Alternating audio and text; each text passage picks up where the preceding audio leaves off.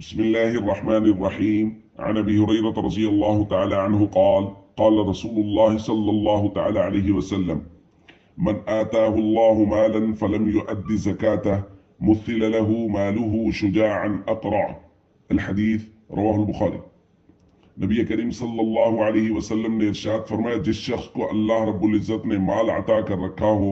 और वो माल की ज़कात अदा न करे तो उसका माल क़यामत के दिन जहरीले सांप की शक्ल इख्तियार करेगा। लहू ज़बीबतान युतव्वक़ुहु यौमल क़ियामा,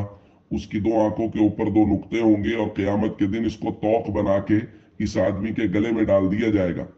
यअख़ुज़ु बिलिहज़िमतई यानी बिशिदक़ई, और ये सांप उसके दोनों जबड़ों को पकड़ कर कहेगा, अना मालुक अना कंजुक, मैं ही तेरा माल हूं और मैं ही तेरा खजाना हूं। फिर अल्लाह के नबी सल्लल्लाहु अलैहि वसल्लम ने आयत तिलावत फरमाई, वला यहसबन्न अल्लज़ीना यबख़लून बिमा आताहुमुल्लाहु मिन फ़ज़लिहि हुवा खैरन लहुम बल हुवा शर्रुन लहुम,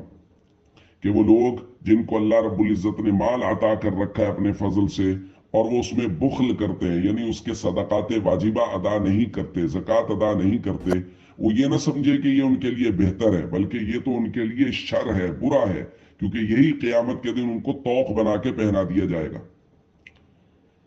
दोस्तों, आप हदीस पाक के अल्फाज पे गौर कीजिए।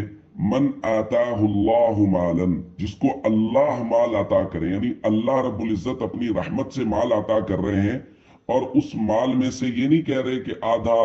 या इसका एक सुलूस या रुबो मेरे रास्ते में दो, बल्कि कहा जा रहा है 100 में से सिर्फ 2.5 रुपए मेरे रास्ते में खर्च करो, मैं बेशुमार नेकियां तुम्हारे नामा अमाल में लिख दूंगा। और जो शख्स अल्लाह के इस हुक्म को नहीं मानता और माल की ज़कात नहीं देता, उसके लिए अजाब की एक शक्ल कल बयान की गई थी और एक शक्ल अजाब की आज बयान की गई है कि क़यामत के दिन इसी माल को सांप की शक्ल दी जाएगी और तौक बना के इसके गले में डाल दिया जाएगा।